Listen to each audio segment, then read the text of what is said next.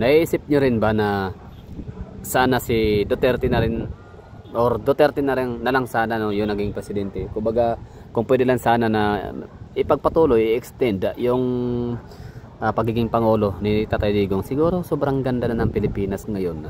Kasi 'di ba nakipag ang style at decision making kasi ni Tatay Digong magaganda, no, like yun na nga yung pinili niya mga kontraktor, pinili niyang makipagtulungan, no, or collaboration or joint ventures ay yung mga Chinese contractors. Anyway, so contractors, no. Ang ganda ng gawa talaga ng China. Kita niyo yan, no? Ang bilis matapos. So yan po ay under construction pa rin yan ngayon, na sa totoo lang pwede naman talagang tapusin yan, no? May mga nga to yun, mga dumadaanan ng mga sasakyan, mga heavy equipment ho yan. Sila ho yung mga nagdadala ng mga semento, no? Mga grava, kung ano pa mga pwede lang dalhin doon para sa construction ng tulay natin dito sa Davao City, Davao Bridge. So ang galing lang, ha. So Davao City ay napakadaming mga magandang plano talaga ang mga Dutertes dito. Isa talaga to sa may pinakamalaking proyekto na nagawa ni Tatay Digong, itong Davao Coastal Road or Davao Bypass Roads, no? Kasama na itong Davao Coastal and Samar Island and Davao Connecting Bridge, SIDC, Samar Island Davao Connector Bridge. So China ho yung may gawa ho, no? So naisip niyo ba na what if kung si Tatay Digong pa rin ang naging presidente ngayon, di ba? So siguro lahat ng mga ilog natin sa Pilipinas may mga tulay na. Isipin na lang natin yung sa may Binondo Bridge, di ba? Yun ay binigay ho yun ng donation ho yun ng China sa atin sa Pilipinas. So Jones Bridge din, no, pinaganda, pero yung Jones Bridge yan parang beatification na yun ni Isko Moreno. Basta marami sa talaga tayong mapapala sana kung si Duterte ang nagiging presidente for 12 years. Isipin mo na lang, no, yung build program talaga ni Tatay Digong throughout the country ho yun. Hindi yun nakafocus lang sa Mega Manila, hindi yun nakafocus lang sa Davao City or kung saan man na lugar na gusto niya na may bias siya. So dito sa panunungkulan ni Tatay Digong sa kanyang presidency, talagang ang kanyang advocacy yun na nga is development, no, regional development ang ginagawa niya. So far, kung napapansin nyo, ikaw, kung saan man kayo nanonood ngayon, no, maaaring may mga nanonood dyan ng mga taga northern part of the Philippines, no. Tingnan nyo ang lugar ho ninyo, may mga proyekto ho dyan, no? May mga tulay, may mga bagong kalsada, may mga bagong bypass roads, may mga bagong diversion roads, may mga bagong mga farm to market roads, no. May mga bagong airports, may mga bagong pasilidad sa airports, may mga bagong pasilidad sa mga seaports, fishports, at kung marami-rami pang mga infra project, no? So ang galing na Tatay Digong. Most of the time ang mga Pilipino nung hindi pa siya naging pangulo, ang iniisip na talaga nila is parang the Punisher ang tawag nila kay Tatay Digong. And hindi ko rin makalimutan, may mga kasama sa trabaho sa Maynila dati back in 2017, 2018, 2019 na talagang lagi nilang sinasabi na si Tatay Digong daw ay magaling lang daw. Matapang lang pagdating sa pulisiya, o magaling, matapang, the Punisher, kamay na bakal, very decisive, very strong sa kanyang mga policies, no. Pero pagdating daw sa economy, mahina daw. Oo, parang mahina daw sa economy si Tatay Digong. Parang I bit to disagree na hindi mahina si Tatay Digong sa economy. Kasi alam niyo bakit? Itong ginagawa niya, for example, dito makakalimutan, isa lang to sa kanyang mga sinasabi sa kanyang mga forum or sa kanyang mga meetings, no, mga statement na kailangan, di baling umutang ang Pilipinas kasi nga kung kakayahan na gumastos ang Pilipinas, hindi may pera ang Pilipinas, pero hindi pwedeng gagastusin lahat yun para sa infra project, no? Kasi may mga ibang mga departamento din na nangangailangan ng budget pondo, for example sa health, education, and most of pinaka-importante sa kanya yung safety. Yun talaga, no, safety first talaga si Tatay Digong. So ang ginawa niya, so yan na nga, umutang, nag-loan siya sa China, no, o kung saan pa man, para maisagawa ang kanyang pangarap, no, na magkaroon tayo ng world class infrastructures, no, kagaya na ito. So yun nga ginawa niya is build program. So yung build program, trillions ho ang budget ho doon, na sabi niya maliban ang parang one stone in two birds in one stone, parang yun. So basta isang proyekto ang tawag diyan. Basta marami siyang effect, 'di ba? Mostly pag sinabing kalsada, lang yun, para ang purpose niya madaanan. Pero ang ginawa niyang proyekto na build project, hindi lang para magkaroon tayo ng daanan na maganda, sustainable project para sa future, no. kundi ang ginawa ho niya is kikita na rin ang mga taong bayan, kasi ang daming mga mga naghahanap ng trabaho, mga jobless, no. May mga trabaho naman pero hindi naman lahat ay makapasok kasi may mga certain requirements like kailangan educational attainment, no. Meron talaga silang at least 2 years or at least 72 units na natapos, di ba, sa kailang kolehiyo, or most of all is dapat college graduate ka talaga kahit cashier ka lang, no. I mean, hindi man lang ang cashier, kahit magka-cashier, kasi ang pagka-cashiering as far as I know, kaya yang magagawa yan ng mga taong kahit di man nakapag-aral basta magaling sa math, no. Ang dami ko kakilala niyan, yumayaman pa nga sila, no, hindi naman marunong pumirma, tam mark. So syempre over the time na to nag-aral sila paano gumawa ng signature, no, specimen signature, diba tawag diyan. So matatalino sila, kasi hindi na kailangan ng sa cashiering, hindi naman kailangan ng academics yan, yung English, kasi kung kunyari foreigner ang mo, yung or English speaking yung customer, pwede ka hindi magsasalita, di ba? Basta gawin mo lang yung tama yung trabaho mo, ipapunch mo lang ng maayos yung mga groceries, walang problema kahit di ka marunong mag-English. Pero balikan natin kay Tata Digong. So yun ang bali, gumawa siya ng kanyang flagship projects na build program, no, and regional development, at pinunduhan ng napakalaking pera, tapos pang iba ay utang.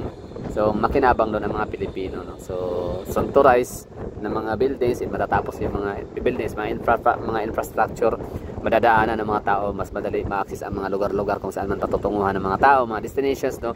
Makatipid sa gasolina, makakatipid sa oras, time is gold, lagi nating tandaan, no.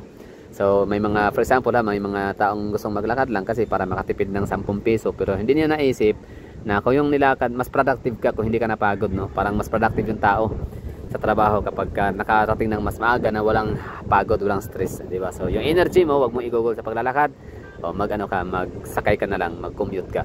Pero dito tayo sa kalsada, yun ang bali, mas makakatipid, or mas madaling maglago ang isang ekonomiya, ang isang bansa, magiging progressive lalo kapag ma-deliver ng mas mabilis yung mga goods and services and logistics, no. Kasi may mga tulad na tayong ganito, mga bypass routes, mga diversion routes, napakadami. And pangalawa na purpose naman doon is yun nga, makikinabang ang mga Pilipino, mga manggagawa, mga construction worker, engineers, lahat-lahat, no, pati yung mga vendors, nagtitinda ng mga kakanin, pagkain, canteen, restaurants, marami yun, no. So mga taxi drivers, mga beer houses, kasi pagkatapos mag-sweldo, no, maglalasing yung mga yan, chicks, di ba? So ang pera sa yung GDP madadagdagan, no. Iikot-ikot lang yung kapirahan sa Pilipinas, kasi nga hindi naman mga OFW, hindi naman mga banyaga, hindi naman mga foreigners ang magtatrabaho sa tulay, ang magtatrabaho sa mga construction sites, di ba? So it's all Filipino people. So sila yung makikinabang, di ba? So ang tagal ng proyekto, sabihin natin 6 years, no, in the making. For example, yung MRT7, grabe yung parusa diyan sa traffic dati sa Commonwealth Avenue. Commonwealth Avenue, no? Stretching starting sa may Congressional Roads ba yan? Basta sa may Trinoma corner, Trinoma in between SM North EDSA. So mga familiar sa Quezon City, alam nyo yan, hanggang sa may San Jose del Monte, Bulacan, sa may SM Tongko. Yun po yung pinakadulo ng MRT7. So yung biyahe kasi na yun, once na ma-open, magiging aktibo na, o ang tawag dito, magiging functional na yung MRT7 na yun, ay magde-deliver ho siya ng mga pasahero na galing Tongko, SM Tongko ng San Jose del Monte, Bulacan, papuntang Trinoma Mall or SM North EDSA sa loob lang ng 30 to 40 minutes. Samantalang kung babiyahin mo yan via bus sa Commonwealth Avenue, just me yung Marimar, nasubukan ko yan, 3 hours and a half talaga from Tongko.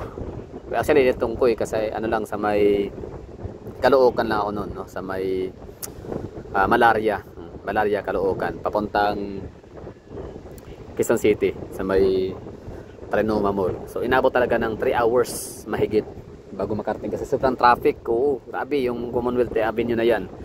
So dahil sa ginawa na Tata Digong, hindi pa man nagamit, pero at least andyan na yan. Yun nga lang, ang daming mga problema, no? Hindi talaga pinagpatuloy, hindi siya nilagay sa priority project ni BBM, kasi nga hindi naman nila priority yan, kasi credit kasi ng mga Duterte pag nagkataon, no. Kaya wala nakaka-stress talaga tong Marcos administration na to, sa totoo lang, no. Napaka makasarili, self-vested interest, bulsa ang inuuna, di ba? Nakalungkot, no. Nakalungkot isipin, kasi yung proyekto na yan na MRT7 projected to be completed by 2022. Mm-mm. Sana. Eh ano nangyayari malapit na matapos yung 6-year term ni PBBM. Hindi pa rin natapos. So dami mga may mga issue So right of way, hindi nila magawa ng paraan. Kita tayo digong wala namang ganun Nasa political will na talaga yan, depende na talaga sa pakiusap pakikitungo ninyo sa mga may-ari ng lugar. At ang iba diyan talaga sa totoo lang, sinabihan talaga wag kayong pumayag kunyari kita ganyan tapos para right of way ang problema. Parang ganun. Yan 1 million, 10 million, 20 million para sa pag-upos para hindi maipagpatuloy yung ganyang proyekto hanggang sa maibigay ang sisi sa dating administration. Ganun yun yan ang mga style block nila. Akala ko talaga yung mga ganyang sistema ng mga politiko, mga presidente, administrasyon ay natapos na sa panahon ni Tatay Digong. Kasi kita niya naman si Tatay Digong, di ba? Wala siyang sinisisi sa administrasyong Ninoy Aquino. Yun, tsaka ang galing pa ni Tatay Digong kasi yung mga proyektong drawing initiative, yung plano, drawing ni Pinoy, talagang pinagpatuloy niya. Ginawa niyang totoo. Minaterialize di Tatay Digong. Ang galing, nakakatuwa, nakakahanga. So yun, balik tayo sa problema sa Pilipinas, yung issue natin tungkol sa mga mga mahilig mamumulitika. Ito ng kay BBM na panahon, sa nakakalungkot lang. So what if kung si Tatay Digong pa rin ang natin presidente, so, ang dami natin talagang proyekto makikita. So, ito sa Davao City, we only have Davao Pass. Ito lang bypass road projects so far So may mga train sana tayo from Digos to Tagum, pero yun hindi siya naipasama sa priority project ni BBM. So yun na nga ang pondo, may pera tayo marami pero inuna lang yung AX Tupad, pa ba AX Tupad, basta marami silang mga inunang mga proyektong gaya niyan, mga parang ayuda. Hindi naman talaga nakikinabangan ng lahat yan. Kickback lang yan. Ayuda 3,000 pesos pero 10,000 yan per person. Yun lang, nakalungkot lang Talagang pag-usapan ng politics, talagang nakaasar, nakainit ang dugo. Pero sige lang. There's the days of reckoning. Malapit na So antay lang tayo. Di natin alam kung paano. Basta bahala na si universe na gagawa sa mga bagay na yon. Anyways, yun lang ang tulay. Nakakatuwa na meron tayong nakikitang tulay sa panahon na Tatay Digong ngayon malapit na mapakinabangan ng mga Pilipino.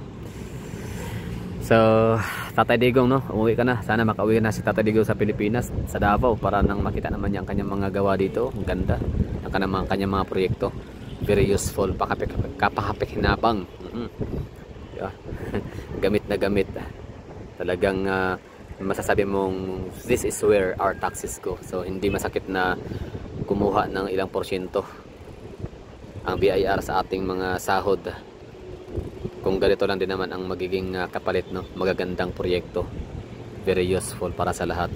So ano sa tingin nyo kung si Tatay Digong ang naging presidente pa rin sa ngayon, di ba? So siguro tadtada tayo ng ng mga tulay, underground, mga overpass, magandang airports, seaports, lahat sayang na udlot. I mean, hindi na ipagpatuloy ang maraming mga development project all over the Philippines dahil nga sa greediness.